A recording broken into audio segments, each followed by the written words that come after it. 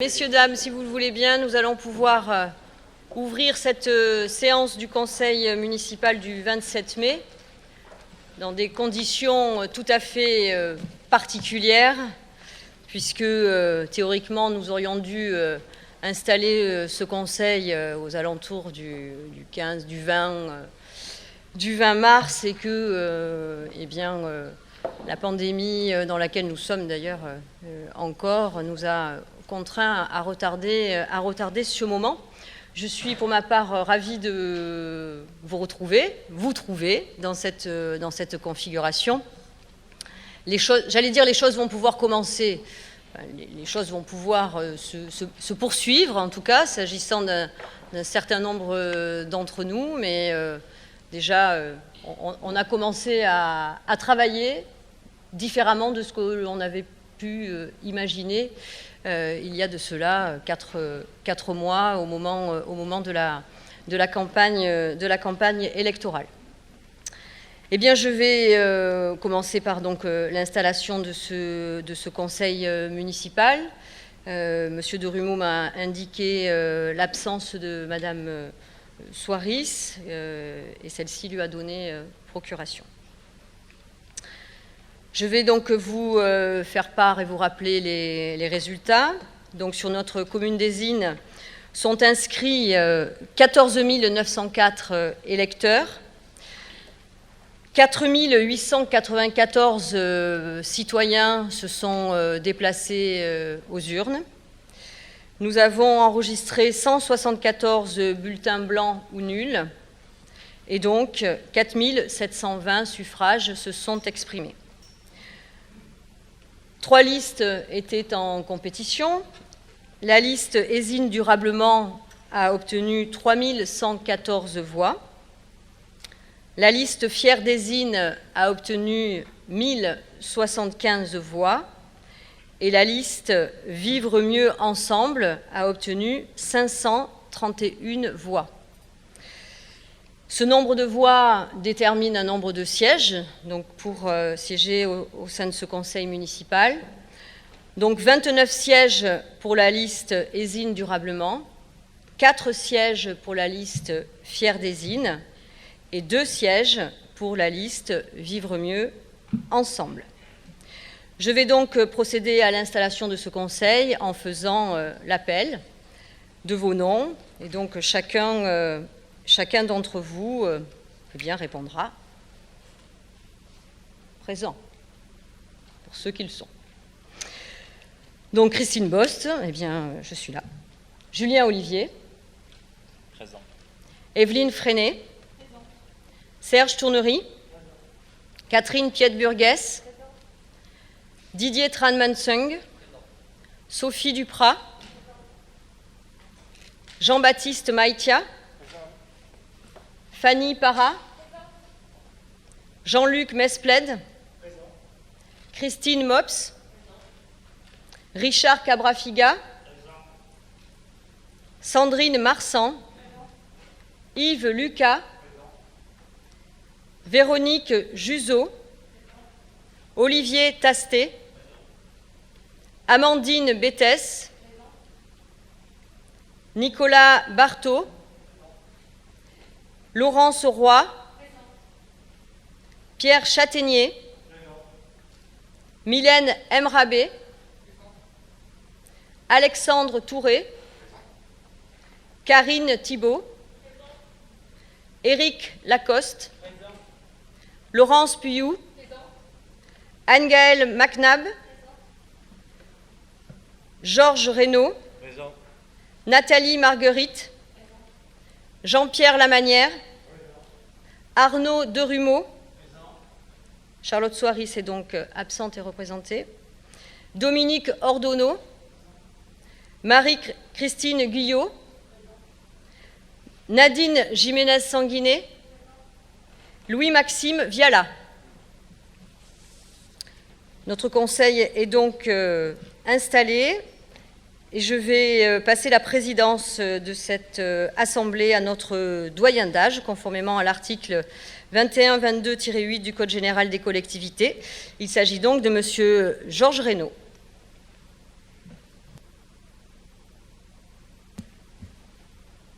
Si je peux me permettre, d'abord, je voudrais vous remercier, Madame, de me faire l'honneur de présider cette élection, qui pour moi est un moment exceptionnel. Je tenais à le dire et je vous en remercie. Bonjour à tous. Nous allons donc procéder maintenant à l'élection du maire et en liminaire, je vous propose de désigner comme secrétaire de séance Amandine Bétès, puisqu'elle est la plus jeune de l'Assemblée. Je vais vous donner lecture des articles 21, 22-4, L 21, 22-4-1 et L 21, 22-5 du Code général des collectivités territoriales. Article L 21, 22-4. Le conseil municipal élit les maires et les adjoints parmi les membres au scrutin secret. Nul ne peut être élu maire s'il n'est pas âgé de 18 ans révolus. Les fonctions de maire sont incompatibles à l'exercice d'une fonction élective suivante: président du conseil régional, président du conseil départemental. Les fonctions de maire sont également incompatibles avec celles de membre de la Commission européenne, membre du directoire de la Banque centrale européenne ou membre du Conseil de la politique monétaire de la Banque de France. Tout maire exerçant une fonction, le plaçant dans une situation d'incompatibilité prévue par les 2e et 3e alinéas, cesse de ce fait même d'exercer ses fonctions de maire. En cas de contestation, l'incompatibilité prend effet à compter de la date à laquelle la décision juridictionnelle confirmée l'élection devient définitive. Excusez-moi s'il y a un peu de... L'article L 2122-4-1. Le conseiller municipal qui n'a pas la nationalité française ne peut être élu maire ou adjoint, ni en exercer même temporairement les fonctions. L'article L 2122-5. Les agents administratifs des administrations ayant à connaître la comptabilité communale de l'assiette, du recouvrement ou du contrôle de tout impôt et taxe ne peuvent être maire ou adjoint, ni en exercer même temporairement les fonctions. Dans toutes les communes qui, dans leur département de résidence administrative, sont situées dans le ressort de leur service d'affectation.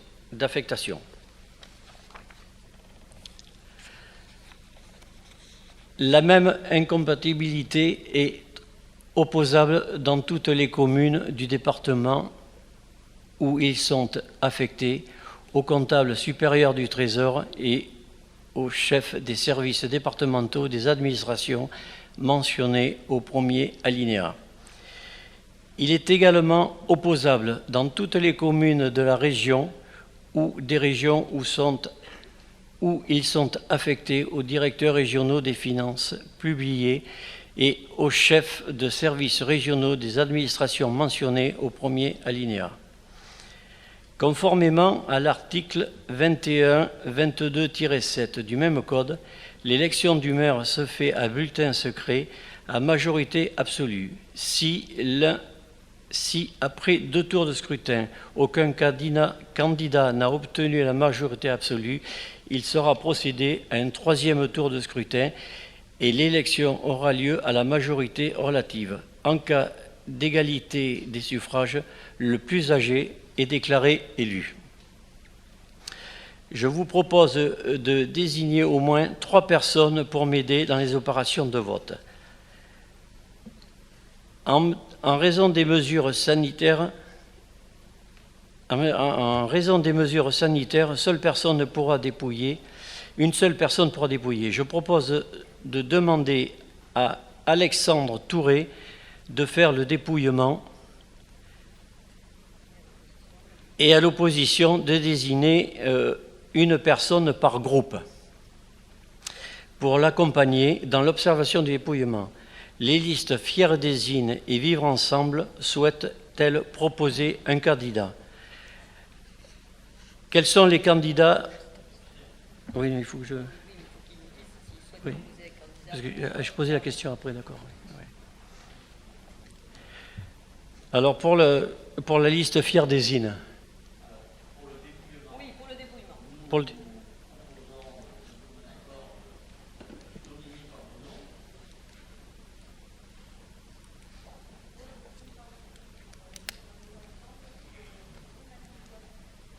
Qui ça? J'ai pas entendu.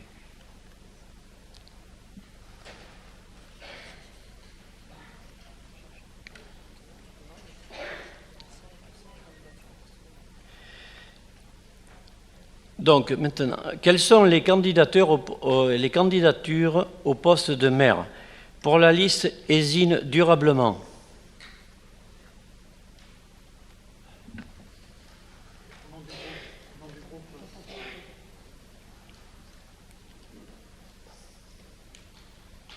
Au nom du groupe et de la liste majoritaire Esine durablement, je propose Christine Bost.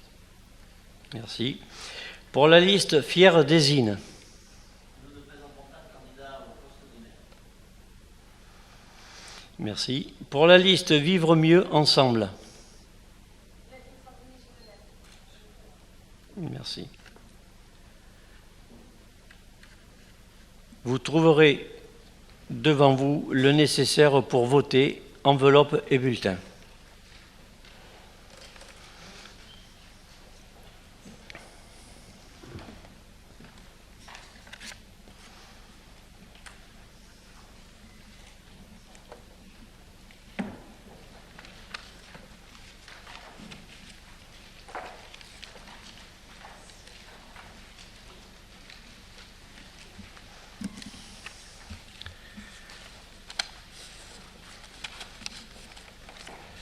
Bon. Qui c'est qui passe alors? C'est le policier, il faut dire que le policier municipal va passer. Ouais. Le policier municipal va passer devant vous avec l'urne afin de déposer au vote l'appel de votre nom.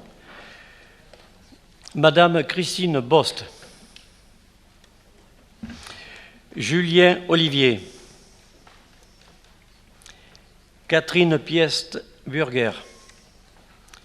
Jean-Baptiste Maïtia. Fanny Parra. Didier Trandmassug. Jean-Luc Mesplède. Sandrine Marsan. Yves Lucas. Mylène M. Rabé. Alexandre Touré. Karine Thibault. Éric Lacoste. Amandine Bétès.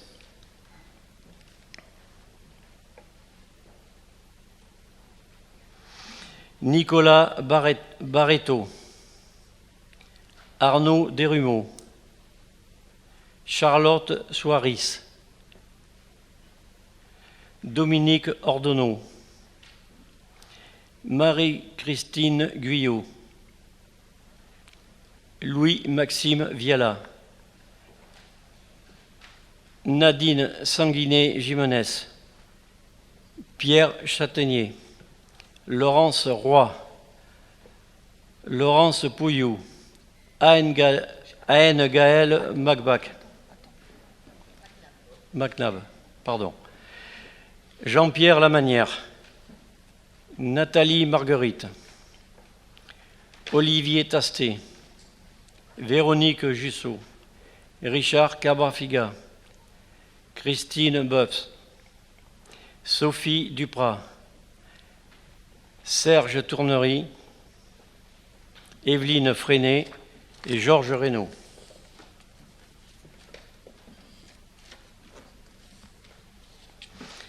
Nous allons désormais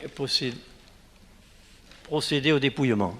Donc on va appeler Alexandre Touré et les deux personnes Voilà. Alors, Dominique Ordonneau et, j'ai pas noté, Louis-Maxime Viala. Vous êtes un observateur, messieurs. Voilà.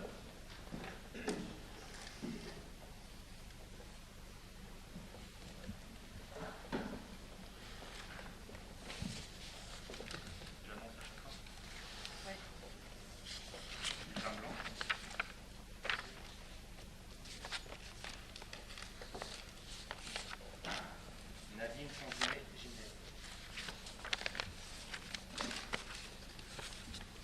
Christine Bost.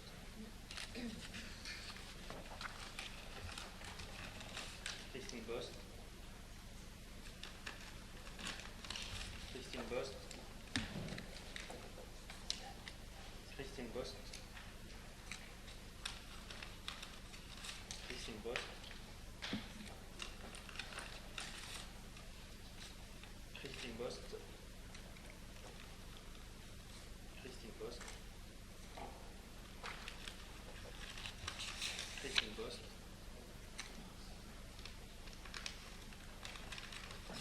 Christine Bost. Christine Bost. Christine Bost.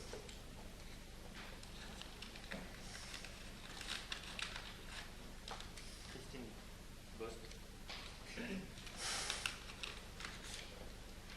Christine Bost. Blanc. Christine Bost. Christine Bost. Christine Bost. Christine Bost.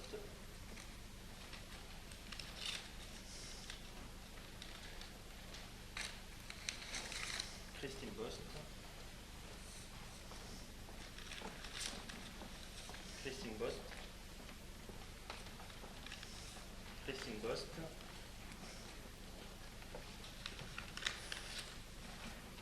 Blanc.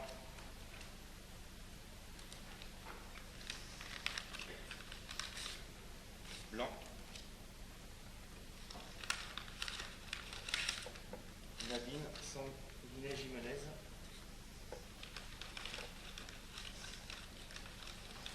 Christine Bost. Christine Bost.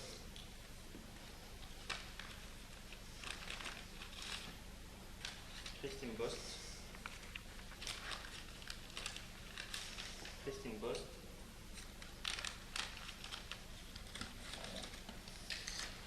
Christine Bost. Christine Bost. Christine Bost. Christine Bost. Christine Bost. Christine Bost. Terminé. Alors. 4 votes blancs. 2 votes Nadine Sanguinet Gimez.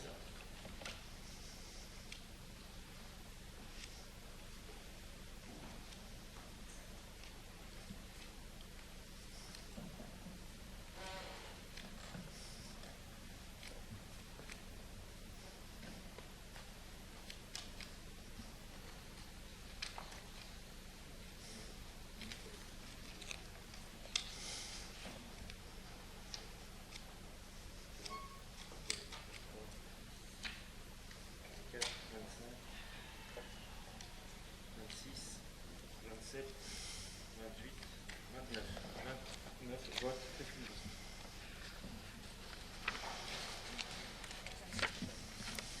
Vous avez le résultat? Donc, résultat du vote, Christine Bost, 29 voix. Madame Sanguinet Jimenez, 2 voix. Et bulletin blanc, 4 voix. 4 bulletins blancs. Merci.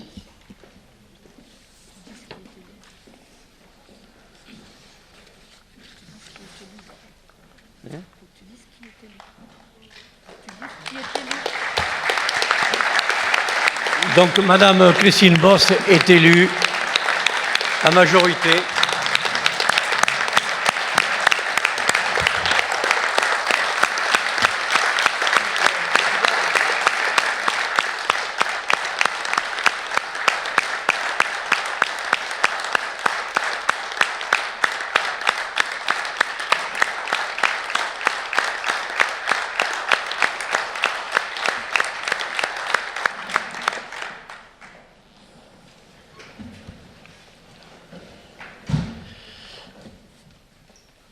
Bien, nous allons conclure et je vais vous donner lecture un petit peu de ce que je pense.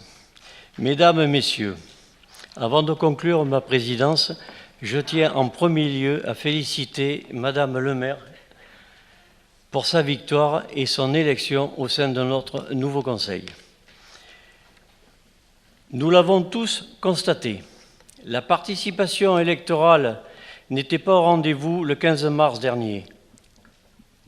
Entamée par la crainte du coronavirus et qui a pesé lourdement pour l'ensemble des candidats, malgré cette faible participation, la liste désigne durablement de Christine Bost a largement remporté ce suffrage et je souhaite très sincèrement la remercier de l'avoir conduite. Cette victoire est la reconnaissance du travail accompli, de la qualité des services, des équipements réalisés et de l'attention portée aux habitants sur les 6 dernières années. Cette attention n'a pas faibli durant les dernières semaines. Plus que jamais, la solidarité, l'accompagnement des plus fragiles, l'écoute et le soutien ont été au rendez-vous pendant ce confinement.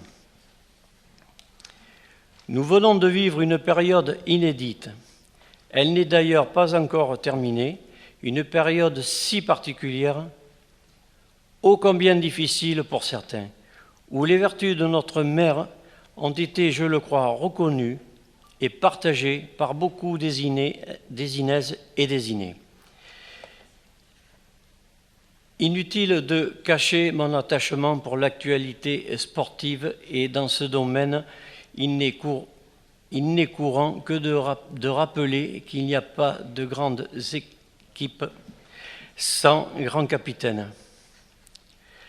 Madame le maire, par sa présence permanente sur le terrain aux côtés de ses habitants, sa ténacité et son sens de l'écoute et son souci de l'autre ont démontré son implication et son attachement à notre territoire et à ses habitants. Aujourd'hui, tout au long de ces dernières années, nous pouvons être fiers de notre ambassadrice. Je lui renouvelle mes félicitations et mes remerciements. Si vous me le permettez, en tant qu'aîné, car travailler à ses côtés me donne, à mon âge, encore l'occasion d'apprendre, de comprendre le futur qui est le nôtre et de participer à façonner l'avenir de notre commune. Oui, nous avons un formidable capitaine et tout comme capitaine, je vous passe votre brassard, l'écharpe du premier magistrat de la ville avec la confiance, la sénérité pour toutes les années à venir. Ouais.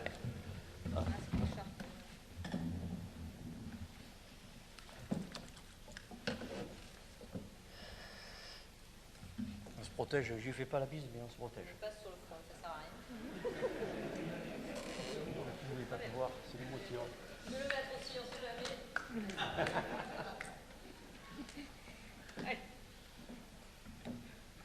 Madame, c'est un honneur pour moi. Il faut que vous mettez cette écharpe. Merci. Je vous remercie.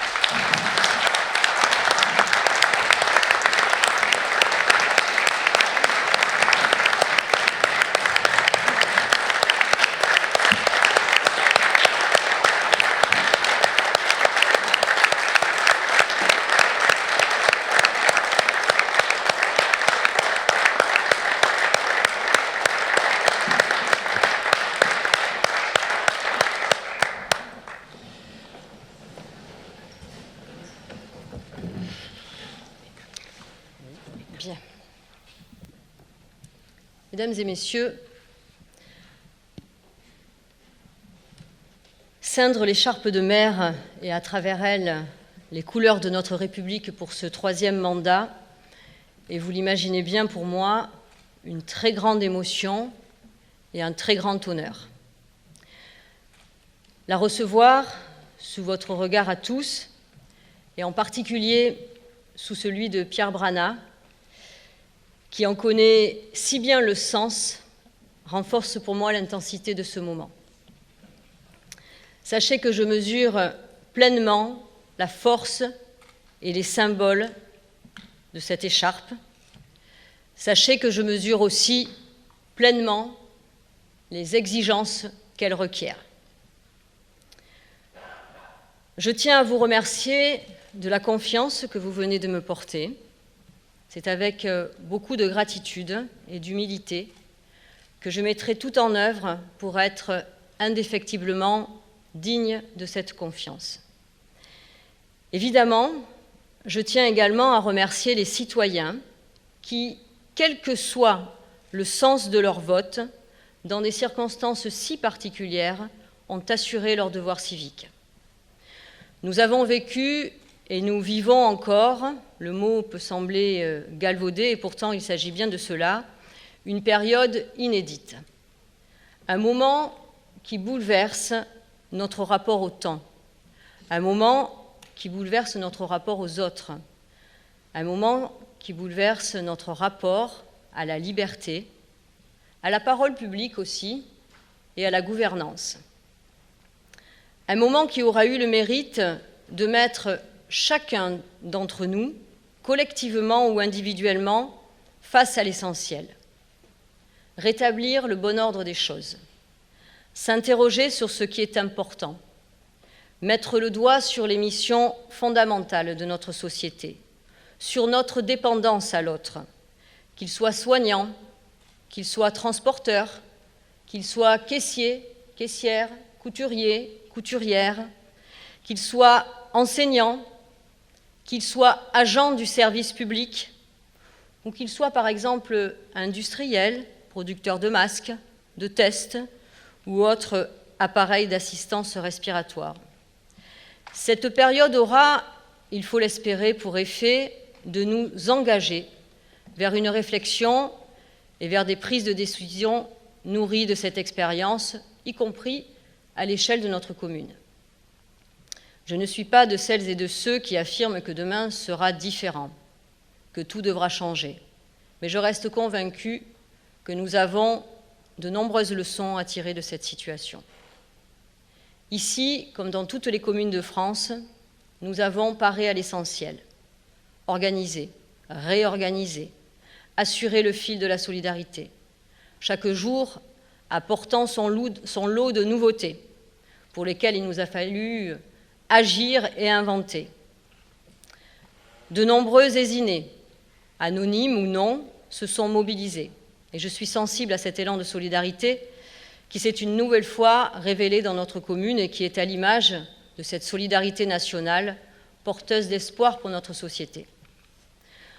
Je voudrais, permettez-le-moi, adresser mes remerciements sincères et appuyés à nos agents du service public, qui, je peux vous l'assurer, dans cette période particulièrement anxiogène, ont fait preuve d'un très grand professionnalisme et d'un engagement qui fait honneur à la Maison des Territoriaux.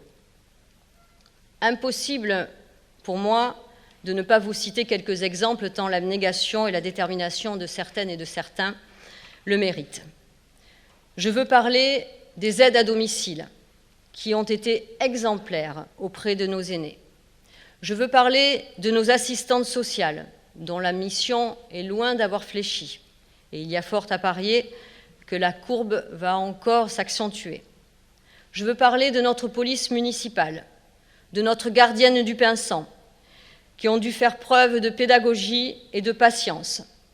Je veux parler de nos personnels périscolaires, de nos agents des écoles, qui pour certains ont assuré l'accueil des enfants, des personnels prioritaires, notamment des soignants, et qui aujourd'hui doivent faire respecter un protocole sanitaire particulièrement contraignant.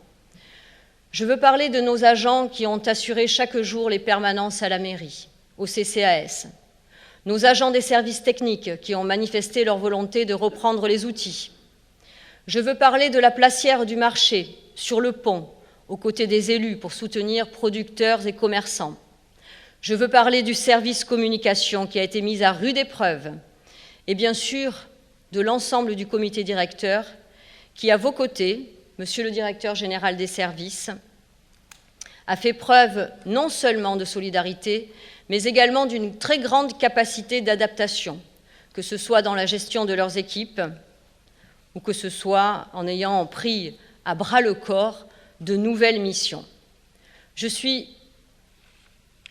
très sincèrement, est-ce qu'il est derrière moi ?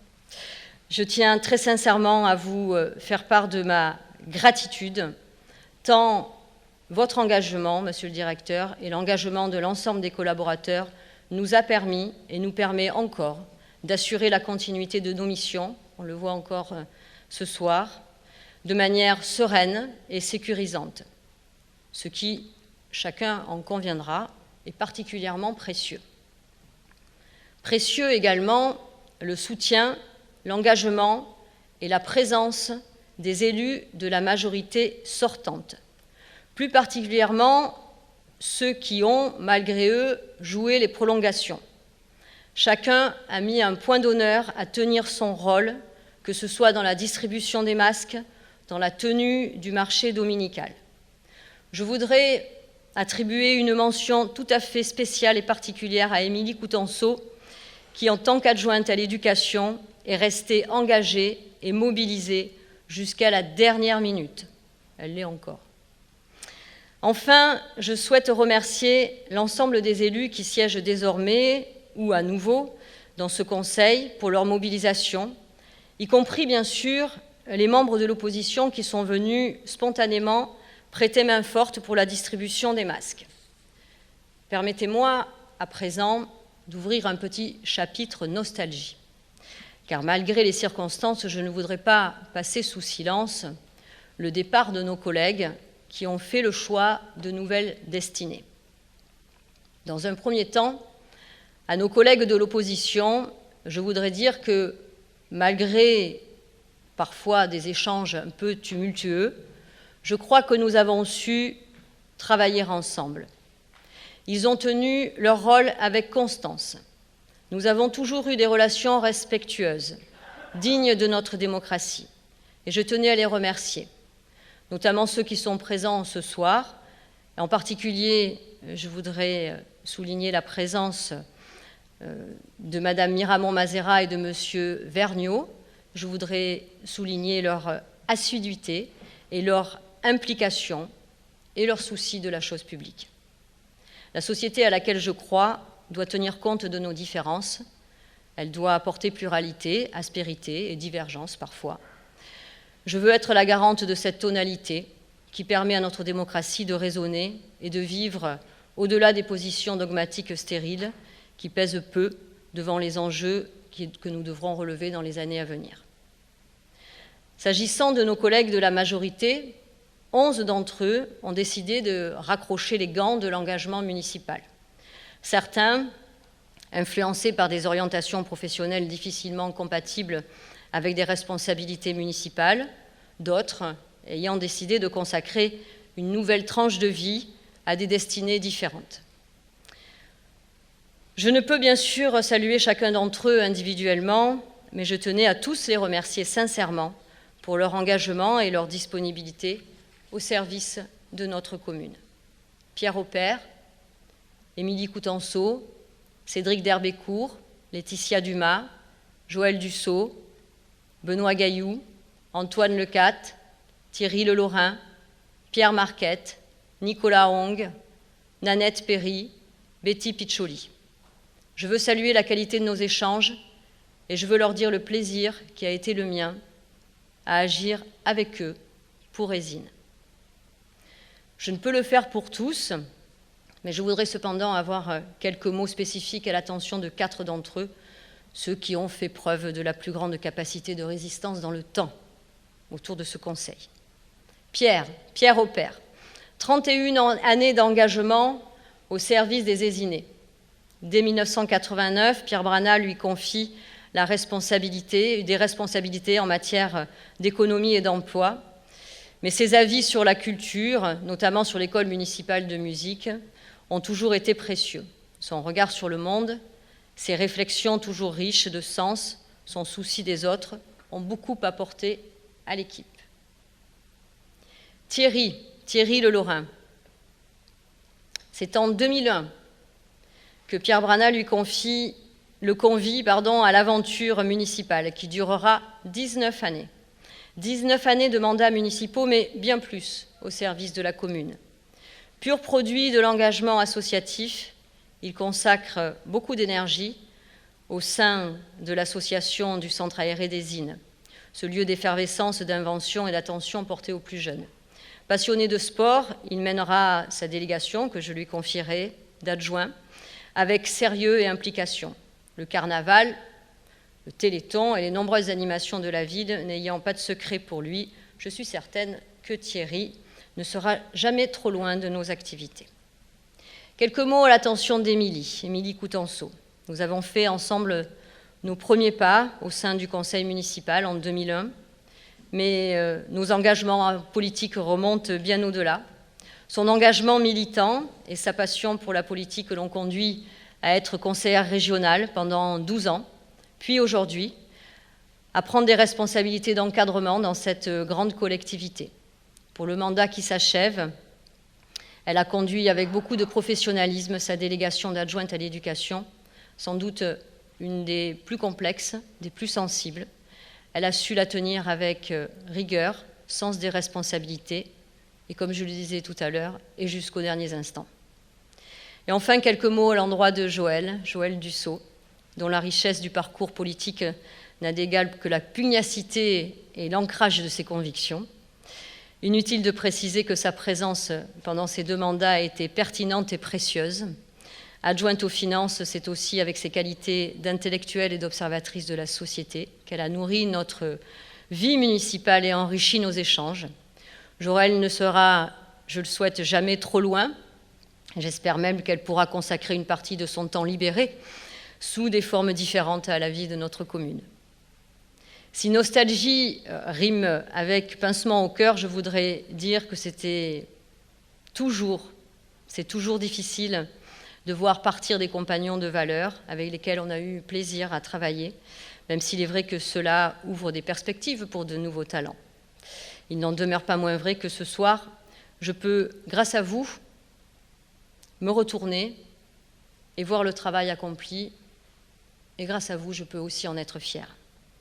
Sachez, mesdames et messieurs, que vos conseils et le partage de votre expérience sera toujours le bienvenu. Alors oui, nous pouvons parler de périodes particulières, nous pouvons parler de configurations particulières, mais aujourd'hui, officiellement, nous lançons la feuille de route d'une nouvelle équipe. Une équipe à l'image de notre ville, diverse, plurielle, avec des compétences multiples et avec un point commun, l'envie de s'investir pour les Aisinaises et les Aisinais. L'expérience des uns servira à l'enthousiasme des autres. Ensemble, nous cheminerons le long de notre programme et nous le déploierons avec prudence. L'actualité que nous vivons nous y invite tout particulièrement. De nos débats, de nos échanges naîtront des projets, des équipements, des services pour lesquels les Aisinaises et les Aisinais nous ont accordé leur confiance. C'est donc dans cette nouvelle configuration, avec chacun d'entre vous, que nous allons œuvrer pour notre commune et pour ses habitants. Vous venez de me confier la conduite de l'exécutif de ce conseil municipal. Sachez que je mettrai tout en œuvre pour être à la hauteur de cette responsabilité. La fonction de maire, mon expérience me permet de l'affirmer sans aucune hésitation, est une fonction extrêmement captivante. Une responsabilité de tous les instants. Une préoccupation permanente qui accapare inlassablement vos actions et vos pensées. Elle conditionne votre vie, mais pas seulement la vôtre. Cette fonction génère forcément une onde qui touche inévitablement tous ceux qui partagent votre quotidien. Alors permettez-moi à cet instant de me tourner vers les miens, mes enfants notamment, qui vivent ce quotidien et surtout les récidives de mon indisponibilité. Avoir une mère est rarement un long fleuve tranquille. Vous l'imaginez sans doute, cette fonction de mère ne peut s'exercer sans la passion de la chose publique, de l'intérêt général, sans l'envie de servir, sans l'enthousiasme de l'anticipation du futur. Et croyez-moi, passion, envie et enthousiasme sont toujours les véritables moteurs de mon action, mis au service de notre ville et de tous ses habitants. Nous avons proposé aux Ézinais un programme porteur d'ambition et de valeurs. Solidarité, progrès, innovation, équité, laïcité seront toujours les piliers qui guideront notre action tout au long de ce mandat. Nous avons choisi de mener un travail autour de 4 grandes orientations. Le village urbain à visage humain, une commune qui sait conjuguer les atouts d'une ville métropolitaine, moderne, à la préservation de ses singularités. La ville durable et responsable, engagée dans la transition énergétique. La question de la transition énergétique doit continuer à irriguer l'ensemble de nos ambitions. Troisième orientation, la ville des générations. La ville qui n'oublie personne, qui s'adresse à chacun, quel que soit son âge et quelle que soit sa condition. C'est aussi la ville qui va chercher à créer des liens, à tisser des ponts entre les personnes et entre les générations. La période que nous traversons a d'ailleurs fait démonstration que la solidarité et l'entraide savaient bien s'exprimer sur notre commune, que ce soit au travers des couturières solidaires qui ont produit plus de 2000 masques ou au travers de la plateforme d'entraide que nous avons mise en place et sur laquelle se sont signalés de nombreux bénévoles. Et enfin, la dernière grande orientation, ce sera la responsabilité budgétaire, s'assurer en permanence que chaque euro dépensé, maîtriser les dépenses, anticiper l'avenir avec des investissements réalistes. Voilà, mes chers collègues, pour le menu, qui sera bien évidemment détaillé au fil des saisons et qui, vous l'aurez compris, sera placé sous le sceau de la prudence, mais également sous le sceau de l'enthousiasme. S'agissant de l'ambiance, je pense qu'il est dans l'intérêt de tous, et en particulier de celles et de ceux qui nous ont réunis autour de cette table, de travailler avec sérénité, avec respect et dans un esprit constructif. Le temps de la campagne est derrière nous, il est d'ailleurs bien derrière nous maintenant, et je ne serai pas de celles et de ceux qui stimuleront des querelles stériles. Je mettrai tout en œuvre pour vous proposer un travail constructif, collaboratif, respectueux de nos différences et respectueux du choix des Ézinais. Mon seul objectif, mes chers collègues, est de travailler dans leur intérêt. Cela n'aura échappé à personne. Les circonstances nous ont contraints à organiser ce conseil ici, dans ce théâtre Jean Vilar. Alors, en conclusion, je ferai mien quelques-uns de ces mots. L'art du théâtre ne prend toute sa signification que lorsqu'il parvient à assembler et à unir. Pour moi, la politique doit se nourrir de ces mêmes ingrédients. Je vous invite donc à les partager sans jamais être rassasiés. Je souhaite à chacune et chacun d'entre vous un excellent mandat municipal.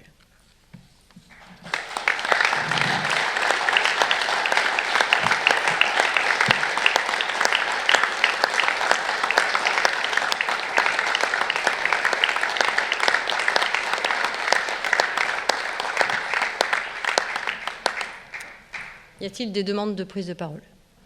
Monsieur de Rumeau. Madame le maire, c'est comme ça qu'il convient de vous appeler à nouveau après cette... Voulez-vous un micro, monsieur de Rumeau? S'il y en a un, je veux bien, sinon je pense que tout le monde m'entend.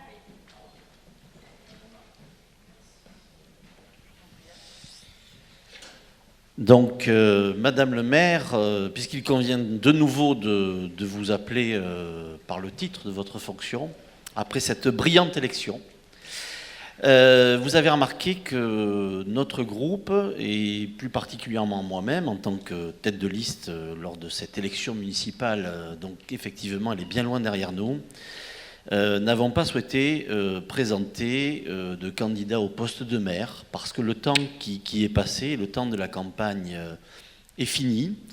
Et comme nous nous définissons comme étant des démocrates, nous avons pris acte des résultats. Et nous les entérinons aussi. Il nous semblait donc inutile de jouer un petit jeu qui nous ferait perdre du temps, etc. Donc je préférais garder ce temps précieux pour vous dire quelques mots. La période, effectivement, nous invite à beaucoup d'humilité. Vous avez parlé du choix des Ézinés, et globalement, les Ézinés, ils ont choisi de ne pas aller voter, dans un contexte extraordinaire, où effectivement, le Covid... la crise sanitaire qui est un fait très important, avec une allocution du président de la République 2 jours avant le scrutin, nous annonçant par voie de presse qu'il allait prendre la parole à une heure donnée, dans les dernières heures de la campagne, et en nous disant que peut-être les élections municipales seraient annulées. Donc effectivement, nous avons vécu une période qui, sur le plan sanitaire, je pense, de mémoire de nos contemporains, même les plus âgés, n'a jamais été vécue, et qui, sur le plan démocratique, en fait, n'est qu'un facteur aggravant de la grave crise institutionnelle que traverse notre pays. La place ici n'est pas à la politique nationale, mais dans cette crise sanitaire, effectivement, les collectivités ont été mises à rude épreuve. Votre mandat a été prorogé, votre équipe s'est mobilisée, vous avez été sur le pont, vous avez dû faire feu de tout bois, avec parfois des directives nationales, ministérielles, interministérielles, de la préfecture, du comité scientifique. On a découvert des organismes qu'on ne connaissait pas. On a même oublié des stocks de masques qu'on ne connaissait plus, mais le débat n'est pas là. Font qu'on est dans un contexte effectivement très spécieux, avec depuis hier soir le Conseil constitutionnel qui est saisi de questions de constitutionnalité importantes. Et à l'heure où nous parlons, nous installons ce Conseil alors que dans plus de 5000 villes, on connaît à peine la date du second tour. Il est même encore peut-être probable, il ne paraîtrait plus d'être un scénario de science-fiction après tout ce que nous avons vécu, que ce second tour soit peut-être encore reporté, toujours pour des questions exceptionnelles sanitaires. Une fois qu'on a dit ça, effectivement, notre engagement devant les citoyens nous a permis de participer à la vie démocratique de cette cité. C'est un retour pour moi, comme vous le savez, comme pour M. Ordonneau. Je suis fier d'accueillir 2 nouvelles élus également. Et cet engagement, comme chaque candidat, comme vous et l'autre candidate avait pris devant les Ézinés, aujourd'hui je voudrais le transformer.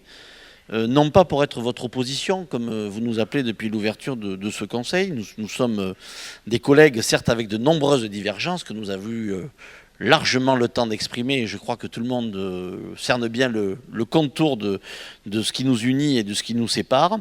Mais je voudrais que nous soyons une forme de force de proposition. Voilà. Effectivement, vous l'avez souligné, la période impose effectivement une certaine forme de collégialité. On ne va peut-être pas parler d'unité, parce qu'on a quand même des différences qui, certains domaines, sont sensibles. Mais de l'exemplarité, du respect, oui. Une participation plus large aussi. Parce que ce nombre important d'abstentionnistes, il convient, je dirais, de façon individuelle à chacun d'entre vous, nouveaux élus de la ville d'Ézines, et collectivement à la municipalité, vous en première ligne, Madame le maire, que nous les ramenions dans le giron de la démocratie, et que aux prochaines consultations démocratiques de notre ville, nous enregistrions une large amélioration de la participation, parce qu'effectivement là, on a quand même quelque chose qui est quand même très très déplorable sur le plan démocratique. Donc ce soir, je fais le vœu que nous puissions animer une force de proposition au service de la commune, avec bienveillance et sans parti pris. Voilà. Les 3 élus que nous sommes, n'appartenant à aucune, les 4 élus, pardon, Charlotte est absente, mais c'est vrai pour elle aussi, appartenant à aucun parti politique, et nous n'avons pas d'autre engagement qu'Ézines. Ça, c'est la réalité d'aujourd'hui, même si pour certains, on a eu un passé, et chacun chemine et évolue sur son chemin de vie, et aussi sur le chemin de ses engagements. Donc vous pouvez compter sur nous pour être à vos côtés et protéger les compétences et les moyens de la municipalité, nos agents, face à un État de plus en plus jacobin et centralisateur, qui se désengage budgétairement. Je suis sûr que lors du budget, nous aurons l'occasion de mesurer effectivement en euros trébuchants comment cela se conclut pour 2020. Dans nos programmes, à la lecture de ceci, j'ai noté aussi des points de convergence. Les nuisances aéroportuaires, un meilleur accès... Avouez que pour les nuisances aéroportuaires, on a fait fort. Alors là, j'avoue qu'en ce moment, je savoure, mais j'avoue aussi que les nuisances n'ont jamais été aussi fortes en termes de décibels, puisque il semble que le survol par les avions militaires qui s'était fini en 1995 est quand même repris ces derniers temps. On a vu quelques avions militaires. Voilà. Donc pour un accès effectivement encore plus important au sport et à la culture, j'ai noté aussi la réforme des rythmes scolaires, donner plus de moyens à la police municipale, pour n'en citer que quelques-uns, et bien sûr sur nos divergences, comptez sur nous aussi pour exprimer notre point de vue que vous connaissez, et nous aurons donc l'occasion d'en discuter. Merci de votre écoute. Merci Monsieur de Rumeau, merci pour cette posture de force de proposition que j'accueille avec beaucoup de plaisir. Y a-t-il d'autres demandes d'intervention? Madame Sanguinet. Merci. Je précise que les micros sont Changé. nettoyés à chaque intervention. Très bien. Merci.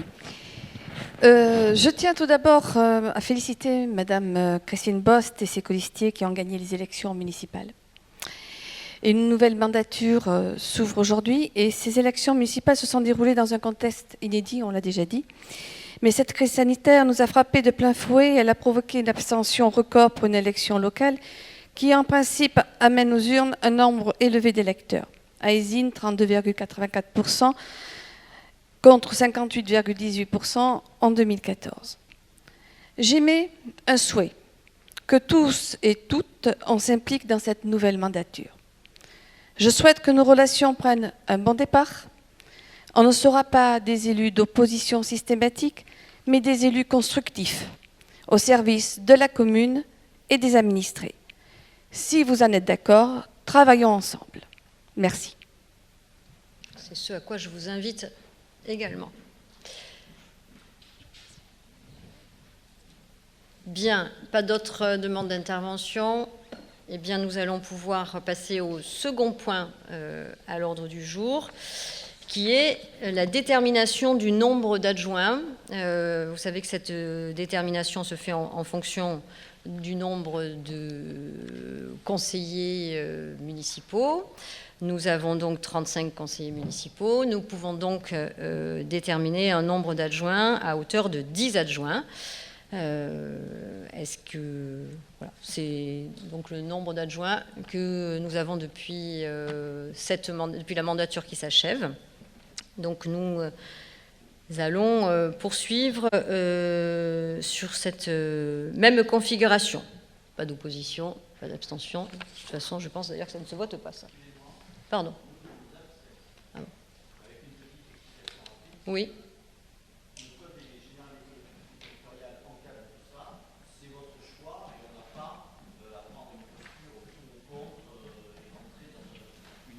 Quelque chose qui pourrait paraître à nos collègues comme étant ad nominem pour ceux qui seront vos adjoints et qui vont siéger. C'est votre responsabilité, vous le faites, mais on ne peut pas être ni contre, ça serait quelque chose de vécu personnellement. C'est juste donner les moyens à l'exécutif de fonctionner. Mais, donc sur la question, on s'abstient. Très bien. Donc une abstention. Y a-t-il des non-participations au vote? Il n'y en a pas. Donc je vous remercie. Troisième... 4 abstentions, pardon. Cette fois, c'est moi qui l'ai fait. Abstention aussi? D'accord. Donc 6 abstentions. Et donc 29 votes favorables. Nous allons procéder donc à l'élection des adjoints. Je vais donc vous proposer la liste des adjoints, des 10. Donc je vous propose comme adjoint Evelyne Freinet, Julien Olivier, Catherine Piette-Burguès, Jean-Baptiste Maïtia, Véronique Juseau, Richard Cabrafiga, Sophie Duprat, Jean-Luc Mesplède, Christine Mops et Olivier Tastet. Je crois qu'on va vous distribuer la liste des bulletins ainsi qu'une enveloppe. Vous n'allez pas avoir à écrire tous les noms. Donc un bulletin blanc, une enveloppe et un bulletin avec la liste des noms.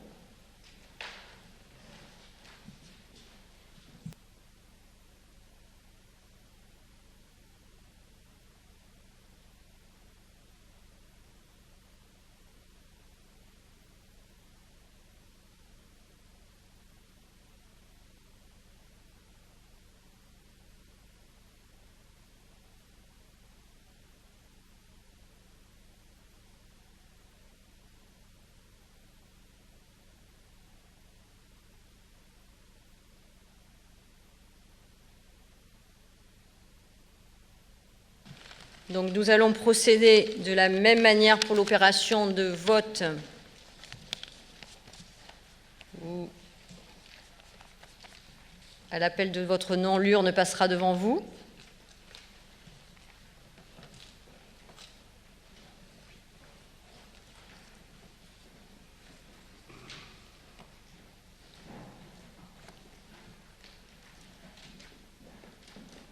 C'est parti.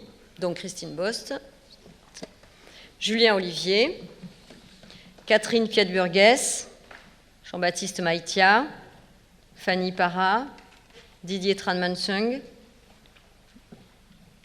Jean-Luc Mesplède, Sandrine Marsan, Yves Lucas, Mylène Emrabé, Alexandre Touré, Karine Thibault, Éric Lacoste, Amandine Bétès, Nicolas Barthaud, donc Arnaud Derumeau et Charlotte Soiris, Marie-Christine Guillot, je vais vous faciliter la tâche, donc Dominique Ordonneau et Marie-Christine Guillot, Louis-Maxime Viala, Nadine Jiménez-Sanguinet, Pierre Châtaignier, Laurence Roy, Olivier Tastet, ce serait plus simple comme ça. Laurence Puyou, Anne-Gaëlle McNabb, Jean-Pierre Lamanière, Nathalie Marguerite, Véronique Juseau, Richard Cabrafiga, Christine Mops, Sophie Duprat, Serge Tournery, Evelyne Freinet et Georges Reynaud. Je demande au même assesseur et aux deux observateurs, non, l'assesseur se débrouille tout seul, mais non, monsieur Ordonneau, il a très envie de le faire. Allez. Non, je ne sais pas, je le vois se lever, alors. C'est vous qui lui avez cassé son élan. Bon, messieurs, mesdames, si vous voulez venir assister au dépouillement.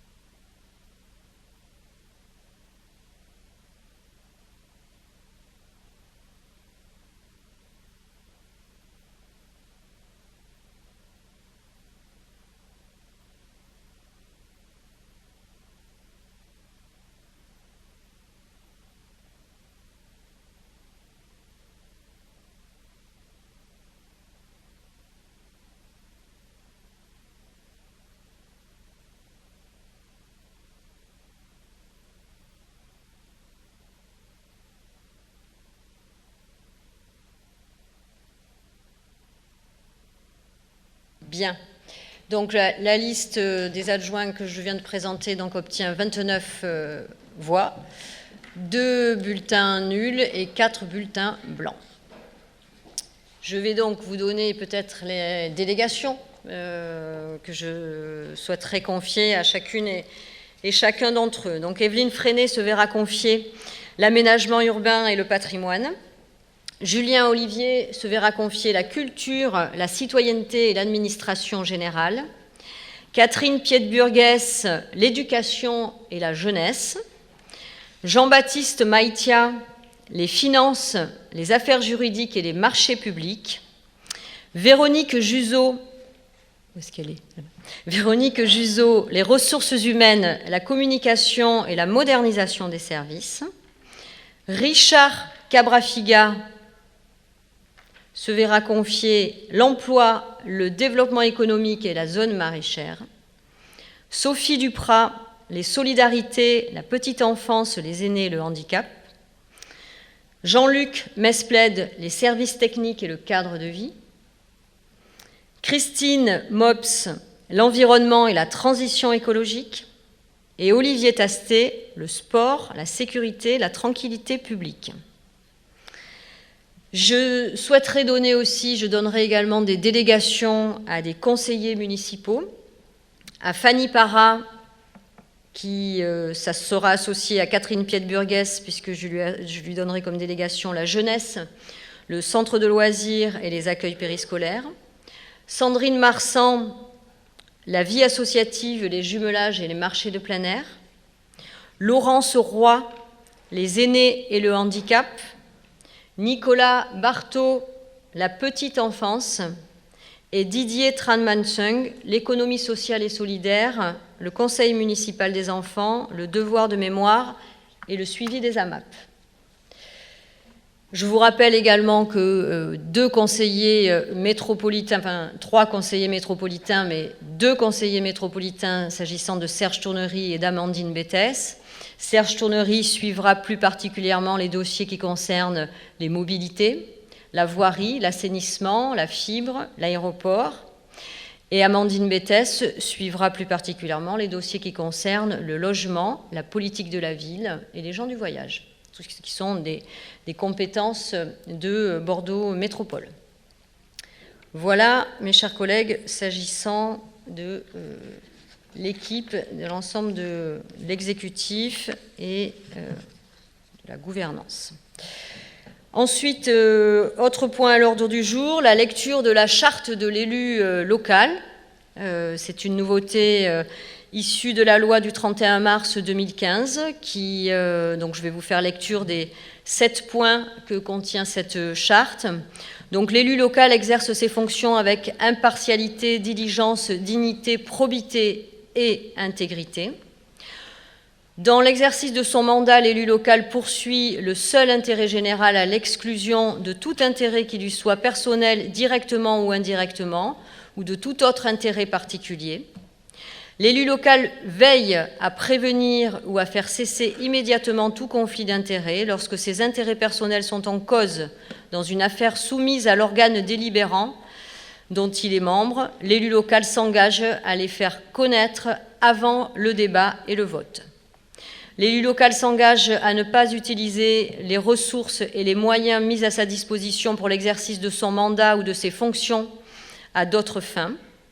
Dans l'exercice de ses fonctions, l'élu local s'abstient de prendre des mesures lui accordant un avantage personnel ou professionnel futur après la cessation de son mandat et de ses fonctions.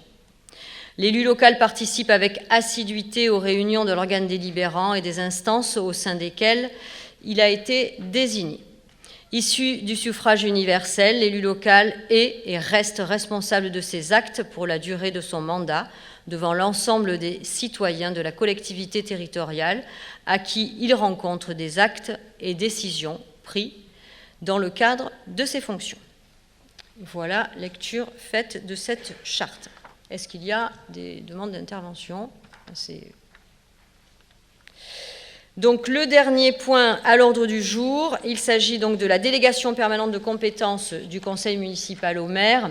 Si vous me le permettez, je vais vous faire grâce de la lecture des 25 points qui permettent finalement au maire, au conseil municipal et à la vie municipale de s'exercer entre deux réunions du conseil municipal, étant entendu que chaque réunion du conseil municipal, à chaque réunion du conseil municipal, vous avez l'exhaustivité de l'ensemble des décisions qui sont prises.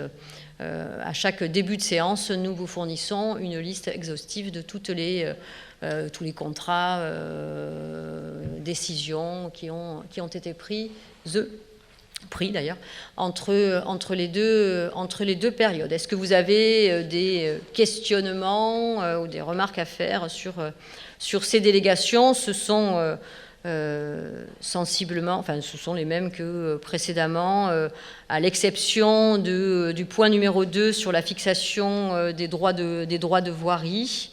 Ça, c'est une nouveauté. Et dans le point 16, qui concerne les litiges et la défense de la commune, il est autorisé donc au maire de transiger avec un tiers dans la limite de 1 000 €, c'est-à-dire, c'est donc le dernier point qui est le dernier sous-point du point 16. Voilà. Est-ce que vous avez des interrogations, des remarques, Monsieur de Rumeau?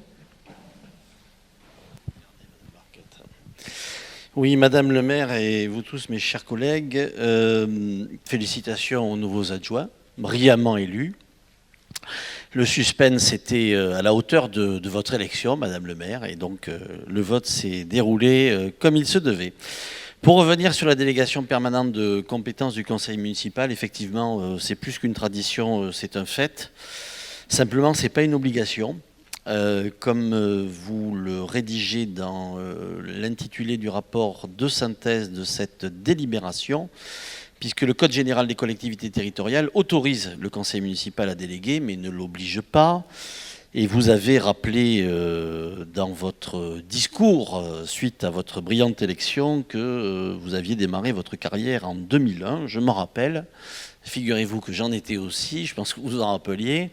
Et à l'époque, quand on avait ce type de délibération, alors je n'ai pas contrôlé dans les archives et on peut s'y amuser, mais je me rappelle une formation qui était faite aux nouveaux élus dont je faisais partie. On parlait de façon traditionnelle des 17 compétences du maire.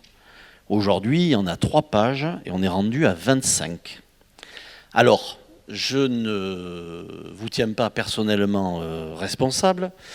J'ai moi aussi noté l'évolution de la rédaction du Code général des collectivités territoriales sur ces 18 ou 20 dernières années. Mais simplement, je relis ça à nos voeux, à votre discours et à l'analyse que nous partageons sur la situation actuelle. Une forte abstention, des citoyens qui finalement ont majoritairement choisi de ne pas les voter.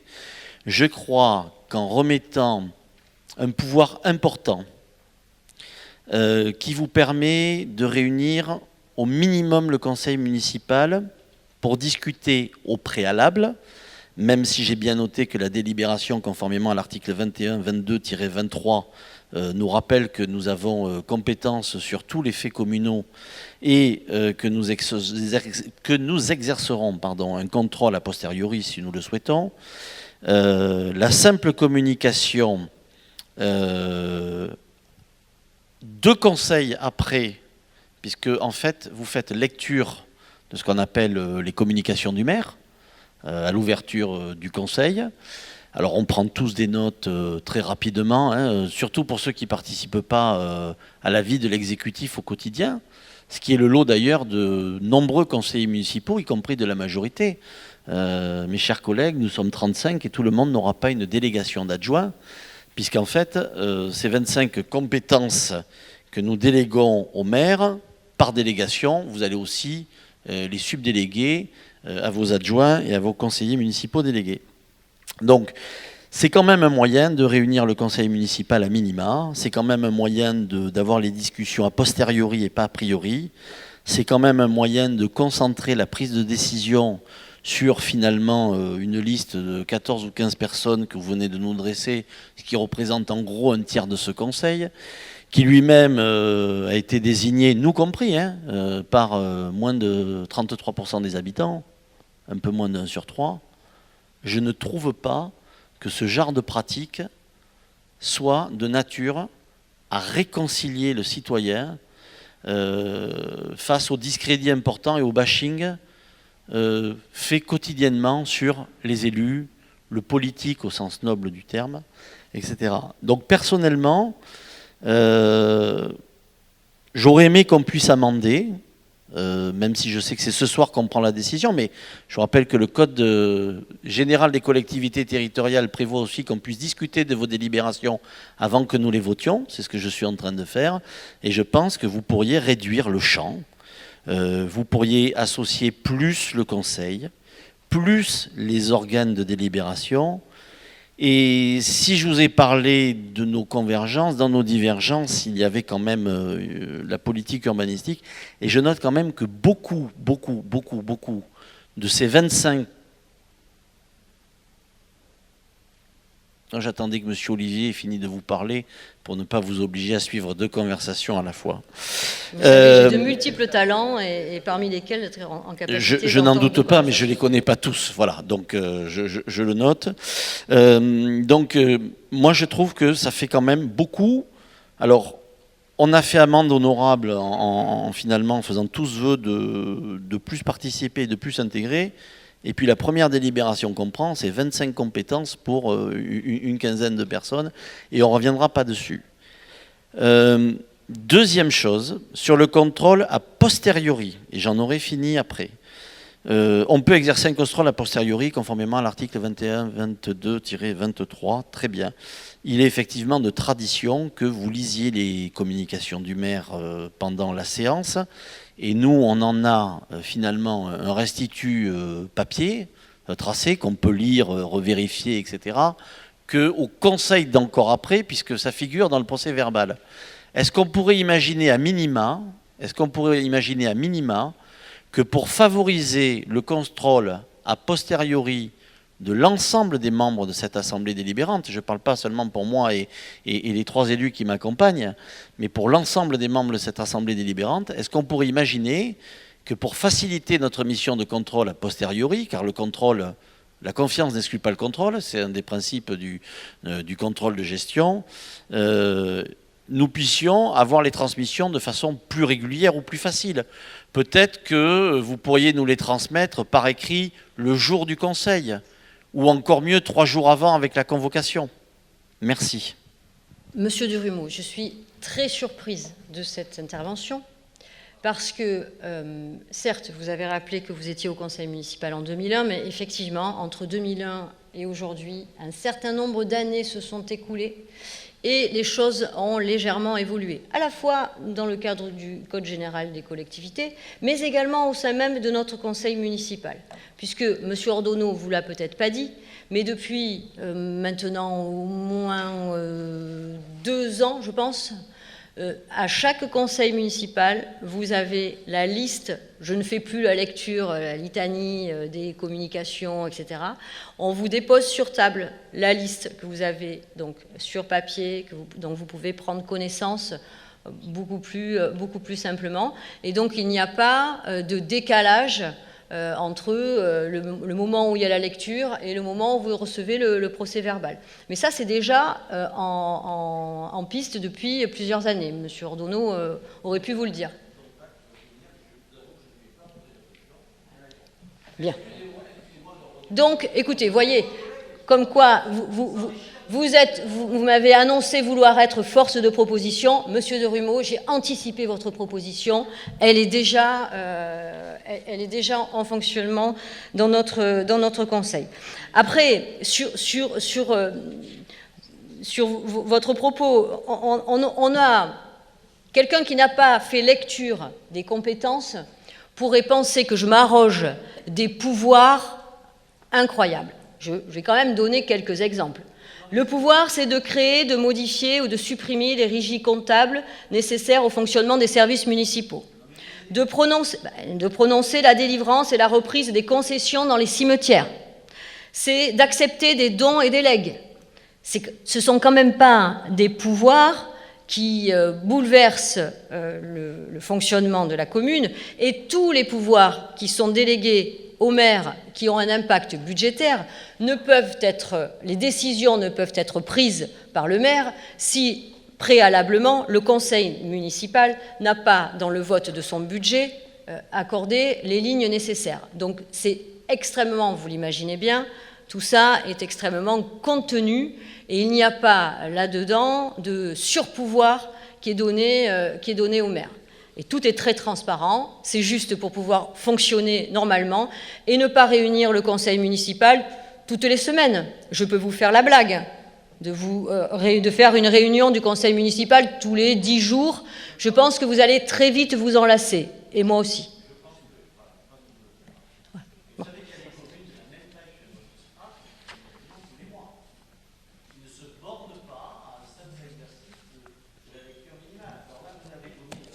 Nous faisons des conseils municipaux, Monsieur de Rumeau, nous faisons des conseils municipaux autant que de besoin. Nous réunissons le conseil municipal.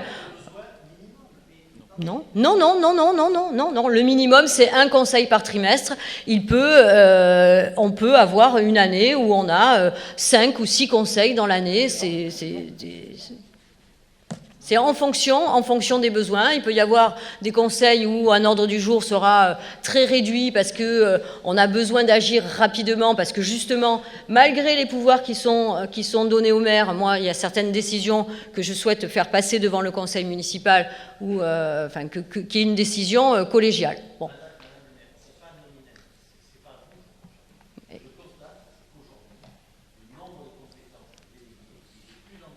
Bien, écoutez, il faut... C'est le pouvoir du législateur. Refaites le Code général des collectivités.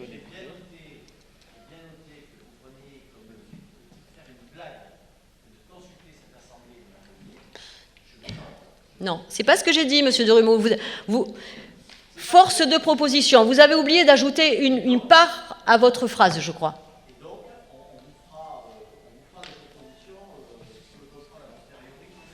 Très bien. Je mets donc aux voix. Bien, donc 4 votes contre. Y a-t-il d'autres votes contre? Abstention. 4 votes contre, 2 abstentions. Cette délibération est donc adoptée. Eh bien, mes chers collègues, je vous remercie. Nous avons épuisé l'ordre du jour de ce conseil municipal. Je vous informe, mais je l'ai fait... en aparté, en début de conseil, que nous aurons très probablement un conseil mercredi prochain au cours duquel nous traiterons de l'ensemble des représentations dans les différentes commissions, organismes et instances de la commune et extérieures. J'invite également l'assesseur, la secrétaire et le doyen à signer le procès verbal. Pour celles et ceux qui n'ont pas encore fait leur photo portrait, il faudra faire une photo portrait. Et je vais vous inviter à faire une photo de groupe masquée. Voilà. Je vous remercie. La séance est donc levée.